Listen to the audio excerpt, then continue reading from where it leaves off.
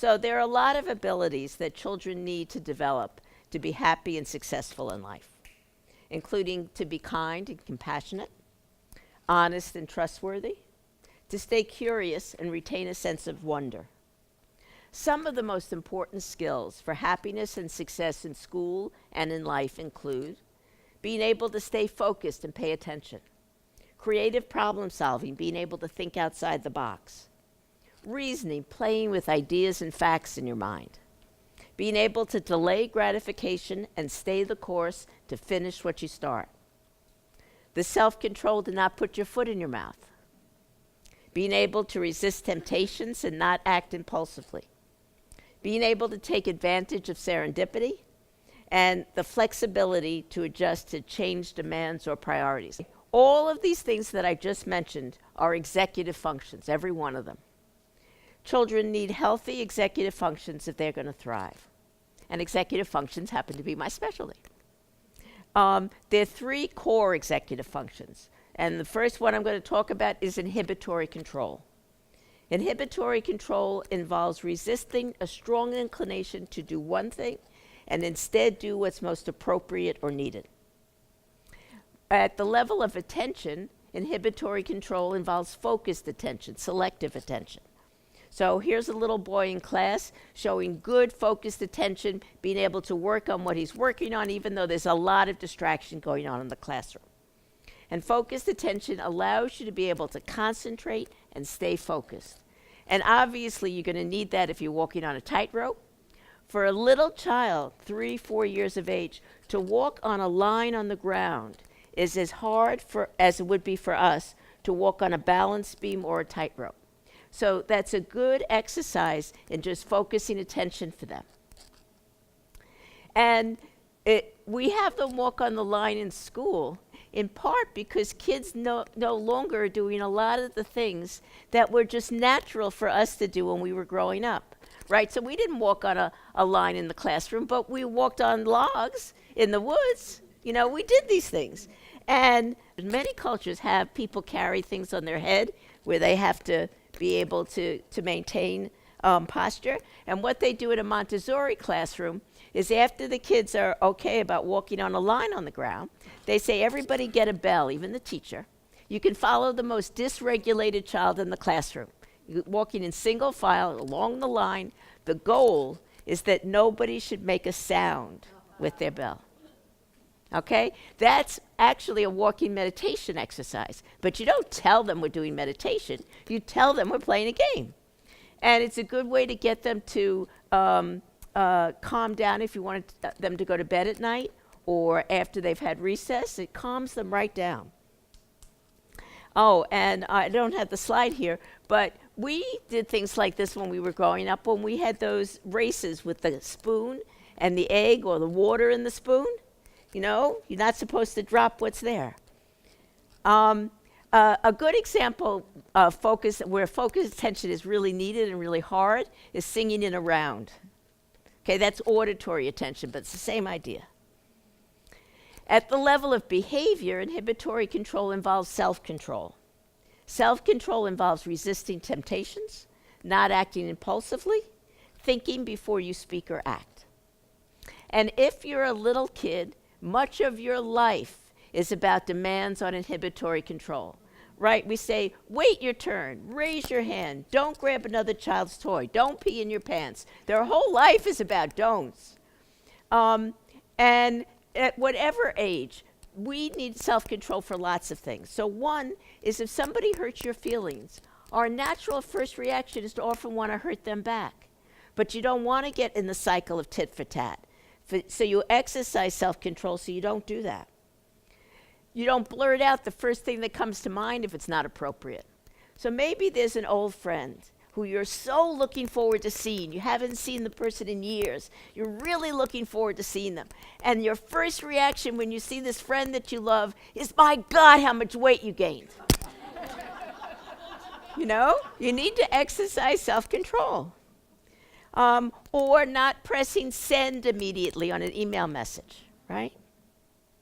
Or not jumping to a conclusion about what something must have meant or why somebody did what they did. Because we can often be wrong. You wait. and to have the discipline and perseverance to resist the many temptations to quit, not finish what you started, and to be able to continue to work even though the reward may be a long time in coming, being able to delay gratification. Self-control saves us from putting our foot in our mouth or making a social faux pas. Think of all the trouble you'd get in if you blurted out the first thing that came to mind, grabbed whatever you wanted without asking or paying, did other socially inappropriate or hurtful things. If you want to change, if you want to mend your ways, you need self-control. Research shows that children with better inhibitory control as little kids, so they were more persistent, less impulsive, had better attention regulation. Later, as teenagers, are less likely to make risky choices, have unplanned pregnancies, or drop out of school. And a study showed that 30 years later, as adults, the kids who showed better inhibitory control when they were little have better health, higher incomes and better jobs, fewer run-ins with the law, and report that they're happier than their peers who, as little kids, had worse inhibitory control. And that's true controlling for almost every variable under the sun. It's based on a study of 1,000 children born in the same city in the same year, followed for 32 years with a 96% retention rate. Yeah, I wish I did the study. Another study of 500 fraternal twin pairs found that the twin with poor inhibitory control at age 5 was more likely than his or her sibling to smoke, perform poorly in school, and engage in antisocial behavior at age 12, though each pair of twins grew up together in the same home. The second core executive function is working memory, holding information in mind and working with it. Working memory is critical for anything that unfolds over time, because that always requires holding in mind what came before and relating that to what's happening now. So it's critical for anything that involves language, because let's say oral language, you're not hearing what I said before. You have to hold in mind what you heard before and relate that to what you're hearing now. But it's also true for reading, because even at the level of a sentence, rarely can you see all the words at the same time. You have to hold in mind what you read before and relate that to what you're reading now. It's essential for reasoning and creative problem solving, because you're holding ideas and information in mind and playing with them, relating one to another, reordering priorities, etc. Working memory and inhibitory control each independently predict both math and reading competence from the earliest years through university, often better than IQ. The third core executive function is cognitive flexibility, being able to see an issue from different perspectives, think about something in a whole new way, thinking outside the box, seamlessly adjusting to change or unexpected situations. So, for example, in what way is a carrot like a cucumber, guys? Think of somebody say some way a carrot is like a cucumber. Okay? In what way is a carrot like an orange? Right. In what way is a carrot like a potato? Right. In what way is a carrot like an apple? Okay. So in each case now, you're thinking about it in a different way. It's always a carrot, but once you focus on the shape, once you focus on the color, once you focus on where does it grow, etc. Cognitive flexibility also includes having the flexibility to take advantage of sudden opportunities, serendipity, to change course when you need to get to your desired goal despite obstacles you didn't expect, and even to admit you were wrong when you get more information. An example of poor cognitive flexibility is given by Alexander Graham Bell.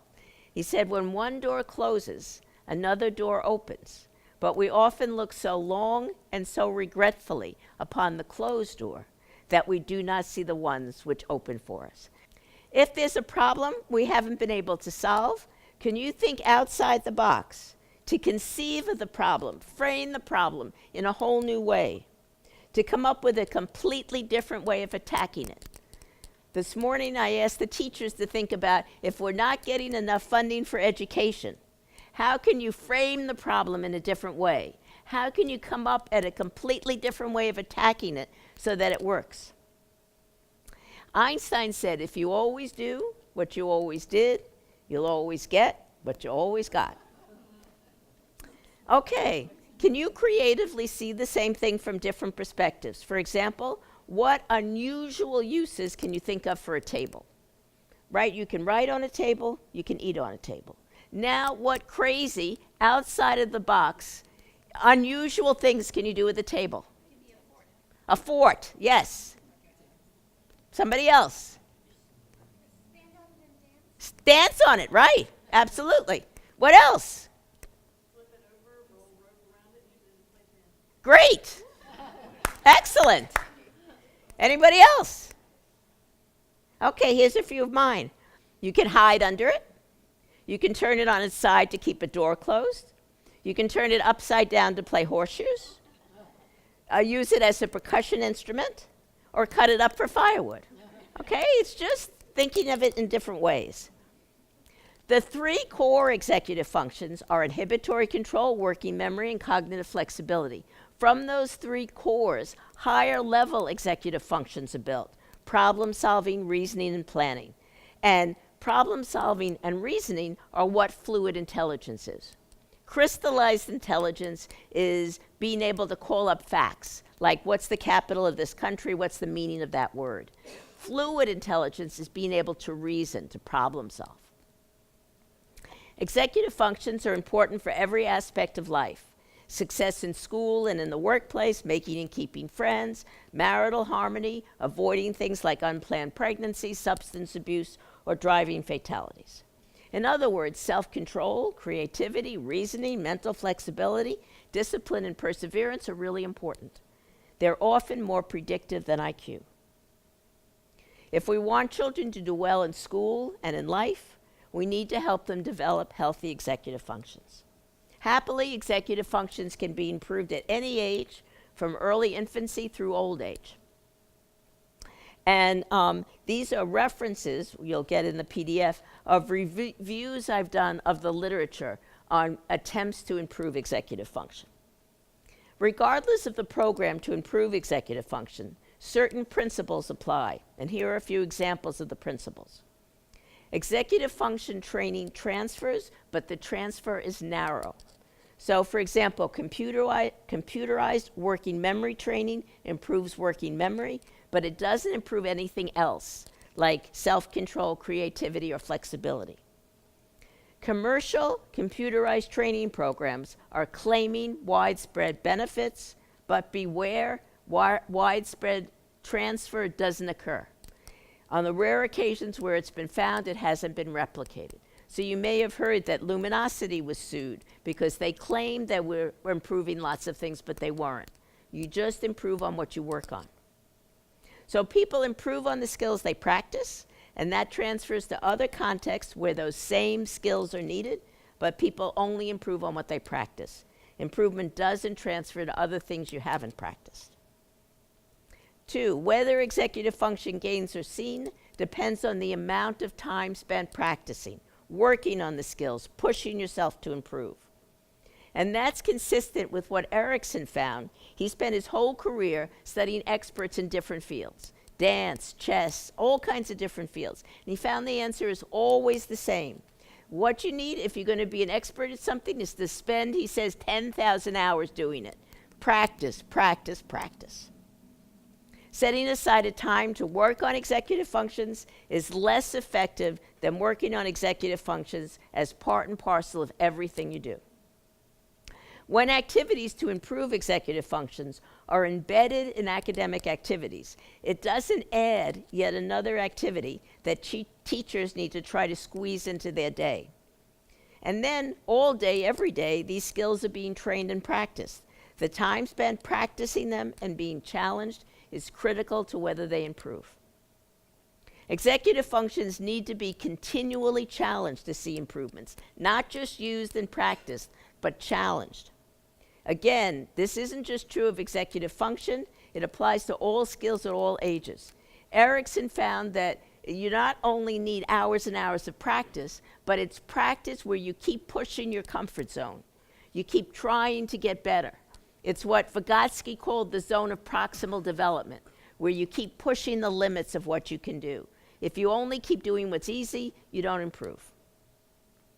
While training and challenging executive functions is needed for them to improve, that alone is probably not enough to achieve the best results. It's likely that indirectly supporting executive functions by lessening things that impair them, like stress or loneliness, and enhancing things that support them, like joy or physical vitality, is also critical. And here's why. Executive functions depend on prefrontal cortex and the other neural regions with which it's interconnected. Prefrontal cortex is the newest area of the brain.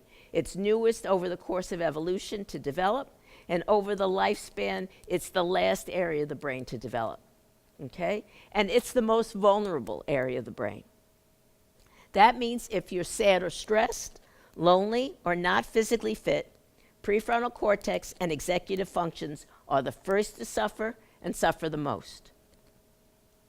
Conversely, we show better executive functions when we're happy, feel socially supported, and we're healthy and physically fit.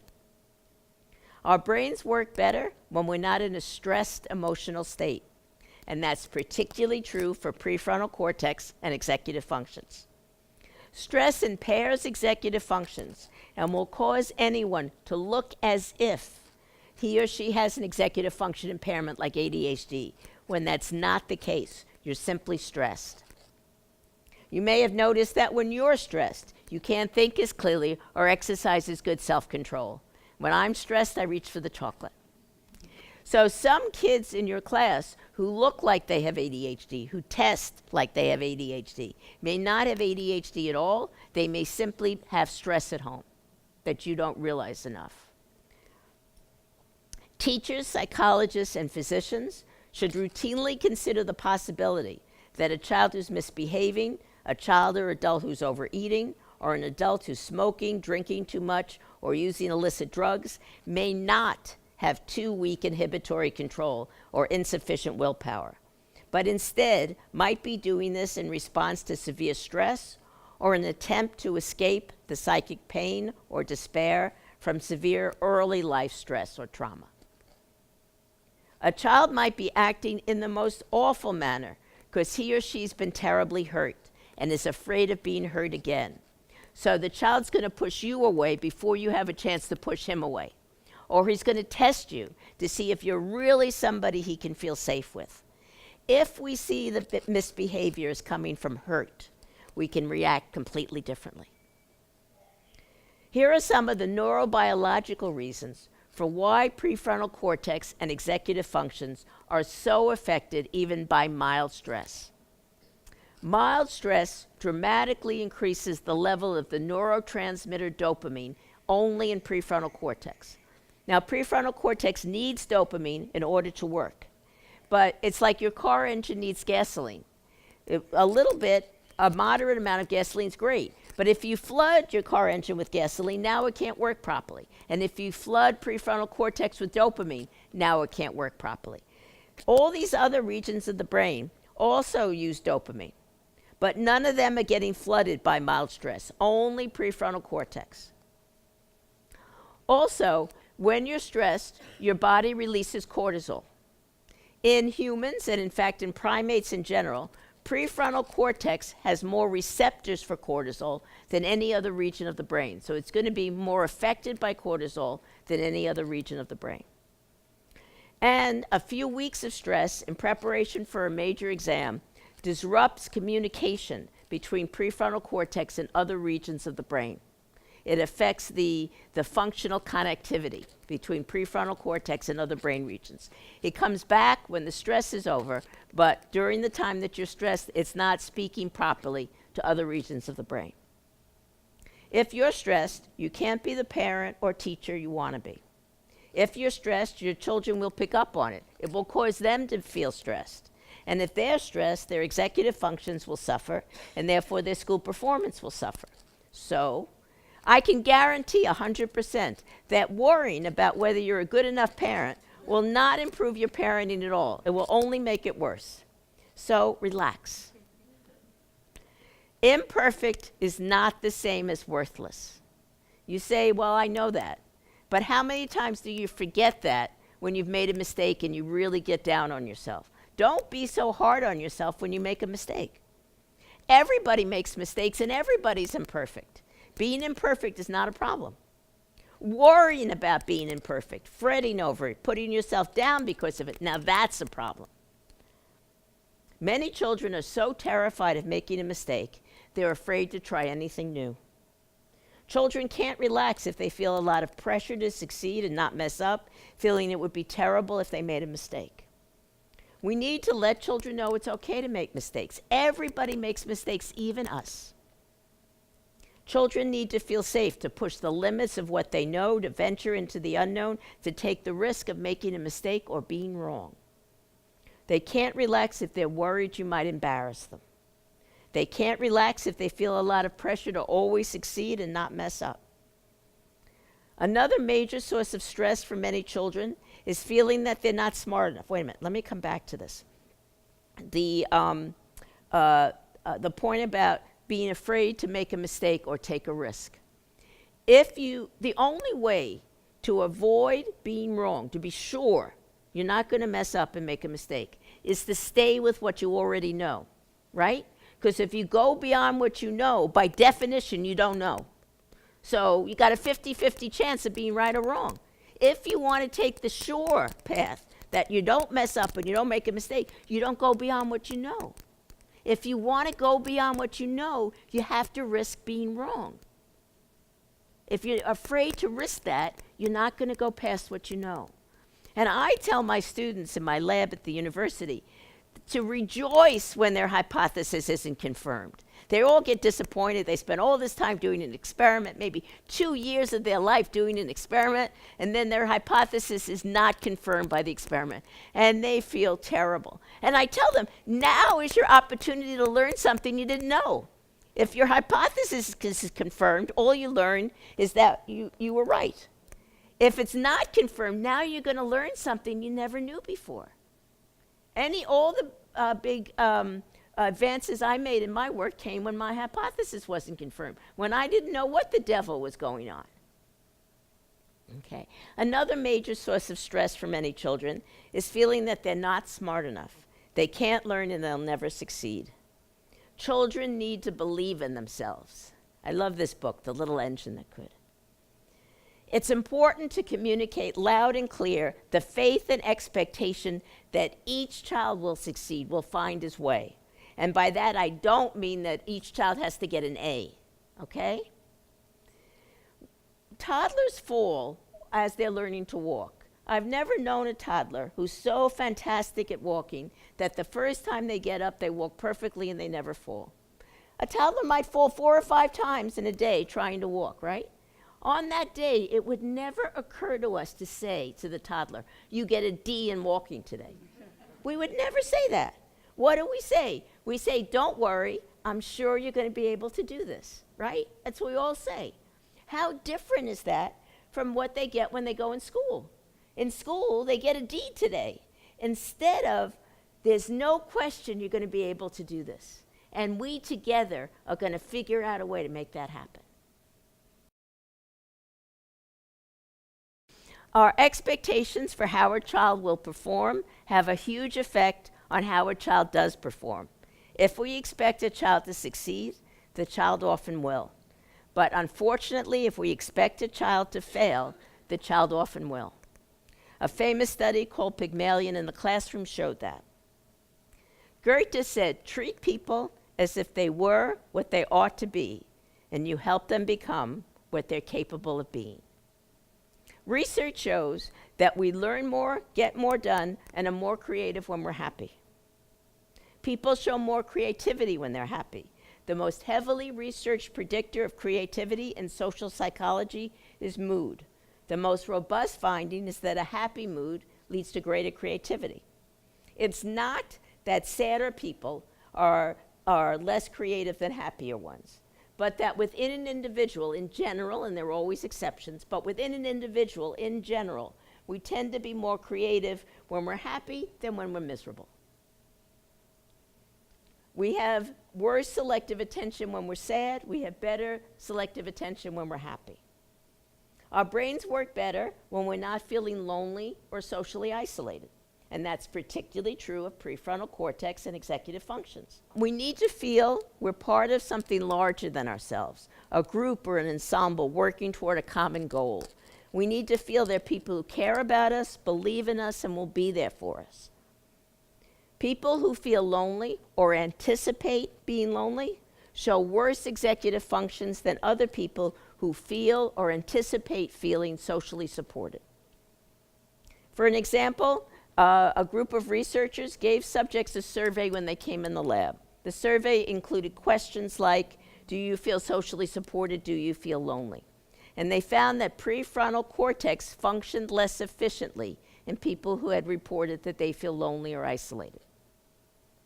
We're fundamentally social. We need to belong. We need to fit in and be liked. Children who are lonely or ostracized have more difficulty learning. Dan Siegel talks about interpersonal neurobiology because social relations shape and change our brains, our neurobiology. And it's not just peers. A close relationship with a caring adult can be huge. What matters most in early childhood? They did a study where they looked all over the world at early child care all over the world, early education. And they found that the variable that mattered the most was not the number of kids, it wasn't the adult-child ratio, it wasn't the quality of the materials. It's not that those things didn't matter, but they weren't the most important thing. The most important thing was the quality of the relationship between the adults and the kids. If the kids felt cared about, it tended to have the best results.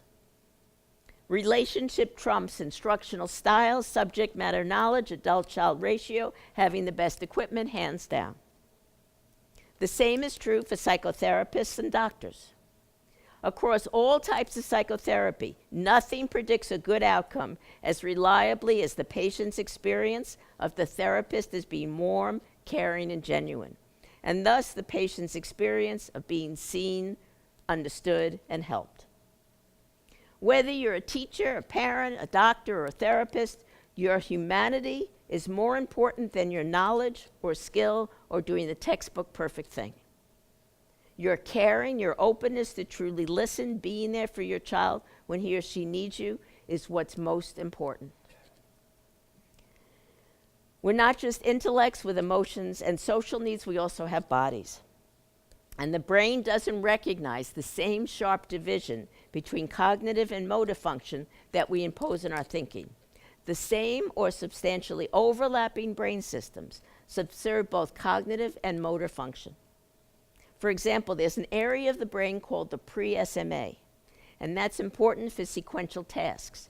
And it doesn't matter whether they're sequential motor tasks or sequential cognitive tasks. They still need this area. Motor development and cognitive development appear to be fundamentally intertwined.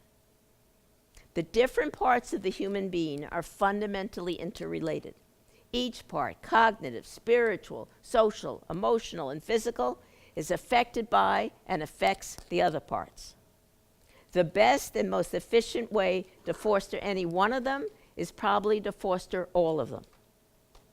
We have to care about kids' emotional, social, and physical well-being if we want them to be able to problem solve, exercise self-control, or display any of the other executive functions. If a child is stressed, sad, lonely, or not physically fit, the very academic performance a school is trying to improve will take a hit.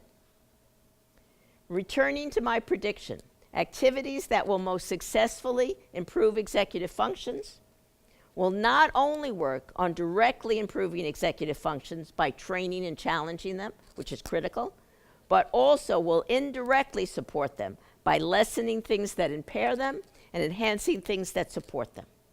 Okay, so what activities directly train and challenge executive functions and indirectly support them by also addressing our social, emotional, and physical needs?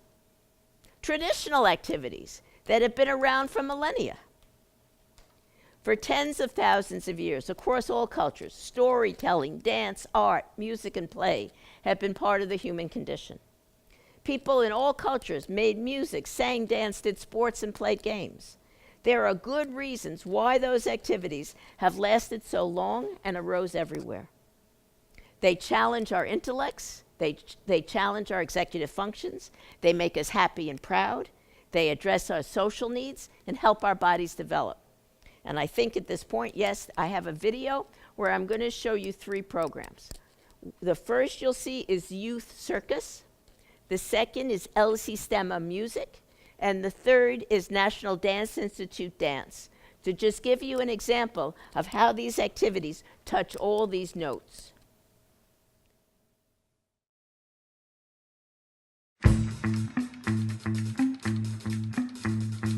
So you want to take me to your neighborhood? No, not my neighborhood. Bad neighborhood. Gun shooting, terrible behavior. I am adopted, and it's just harder to find who I am. So I think Youth Circus is one of the best kept secrets. There are, however, about 140 different youth circus organizations around the country. And it takes many different forms. Circus offers physical fitness. It offers something for everyone. You can start with plates spinning and something to open the door, pique your interest, and get you maybe motivated to learn how to juggle. Okay, now that I can juggle, maybe I want to learn how to unicycle. The doors keep opening. There's acrobatics, there's balancing, there's type. They realize that this is something that they can do. It's a real breakthrough experience for the kids, and it makes accepting challenges in school and in other areas of their life much easier. It meets them in a way that allows them to just move ahead a little at a time. And the little at a time that they move ahead, they very slowly develop a belief in themselves. I like juggling the best. It took me a while. You start with 1 and then 2 and then 3. Some people can juggle 5. So I'm trying to work up to a lot. Kids are finding their place, finding something that they can do and be good at. And you've got kids working as a team to produce something that's bigger than they are. That their effort goes into something and it adds up with the effort from everybody else and nobody loses. It's one huge success. And if somebody drops a club, they try again and then they hit the trick. And the kids are like, yeah, we did it. We did it. All of the circus programs that I've experienced so far build self-esteem and self-worth, and I just see so much confidence in my girls now. It really teaches you to work with each other, not just an individual, but that they must count on each other, trust each other, be aware of each other, listen to each other, and focus. There's something truly magical about being in the circus.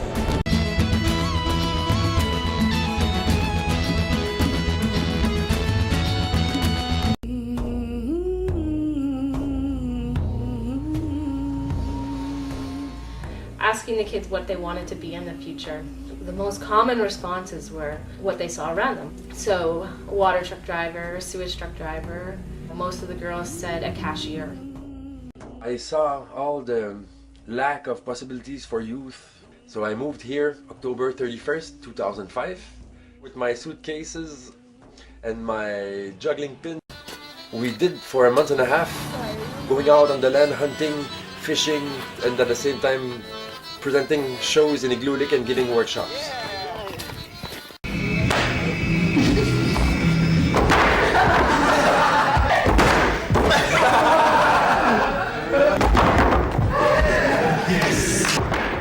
And since then, every year, I came back alone or with other artists, sharing, in fact, who we are through a universal language that is circus arts.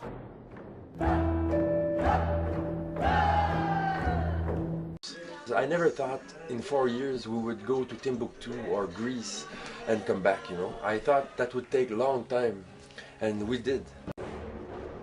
Our circus is definitely having an impact. So it's really special, and it's a way for this group of youth to carry their message throughout the world. Like this, we are Inuit, and we're proud of who we are.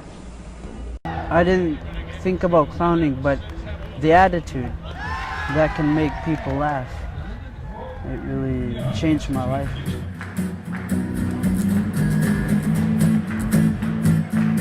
So, what is Art Cirque? Circus, in fact, is just a pretext to create a circle of trust and it's a space where people can communicate with each other. An area where you can work on yourself, trust the other, and dream.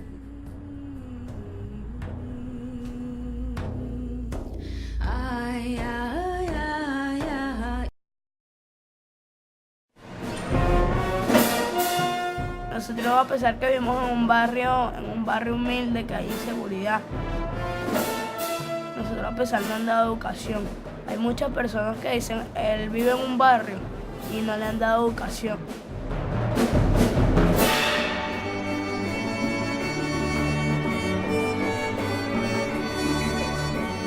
Era el primer día de la orquesta de cámara, entonces yo venía temprano y me dieron un disparo en la pierna y no pude ir. Entonces yo llorando porque no me dolía la pierna, pero más me dolía que no iba a estar aquí el día ese en la orquesta de cámara.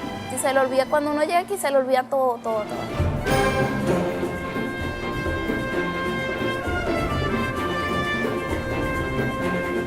El profesor nos dice, toquen pero con su corazón, no con la mente, con el corazón.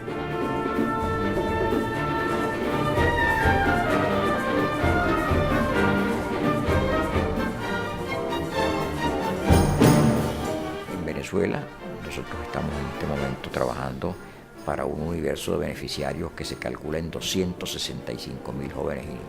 Pero esto es apenas el comienzo.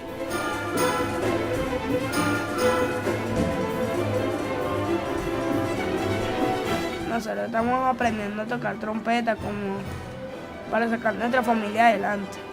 Estamos para adelante como elefantes.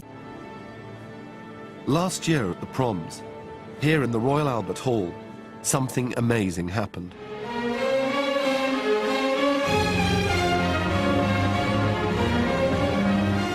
A huge orchestra of kids from the shanty towns of Venezuela came to play Shostakovich's 10th Symphony. One critic called it the performance of the season so far. It was an astonishing proms debut for one of the most remarkable orchestras in the world.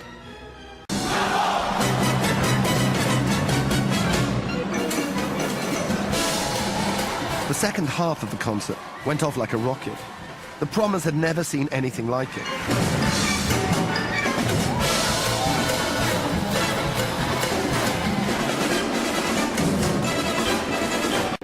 A Brea, but he believes in the orchestra as a unique instrument for socializing children, for giving them discipline, for giving them passion. For kids that maybe haven't succeeded in anything else, maybe don't speak very well, don't do math, you see these kids getting better at everything because it gives them that kind of investment in their own identity. As I can do this. I started National Dance Institute because I had no other choice in my life. And I wanted children to have the joy that came to me in my life from learning in the arts and being a child. The basis of the NDITT is setting high standards for children. NDI teachers just don't accept mediocrity. I want to see who gets their knees the highest. I go first, I go one. We set the bar really high, and you know what? Children come to that place. I mean, you go in there with those expectations, and they rise to them. Like a lot of steps, they seem really hard, but if you really learn them, they're very, very easy. And you're like, wow, I thought it was so much more difficult, but it's really not. We don't ask them to do any more than they're capable of, but we challenge them so far beyond what they ever thought they were capable of. You'll see a transformation when you go watch an NDI class. When you are young and you do something positive, you've achieved something. That sticks with you all your life. Take his arms and show him his arms. The children learn to help each other. They learn to understand that each one of them is an important element to the success of the whole team. As a kid, it's like if you're in class and you feel like you're not succeeding in class, NDI was the one place where if you didn't get the step, you didn't quit. You had everyone supporting you and encouraging you, and you got it. It's all right, it's okay. Because the smile in the face, bravo. I shudder to think what I might be doing if NDI hadn't come along when they did. NDI made me feel special, because no one else did. They took a chance on a kid they didn't even know. We hear all the time that kids gain a kind of confidence that they're able to do so much more in their lives than they had ever expected. The focus of the NDI program is the in-school program. It's a program that happens during the school day to underscore our belief that the arts should be part of every child's education. So the NDI class partners with schools, and we provide the program for an entire grade level.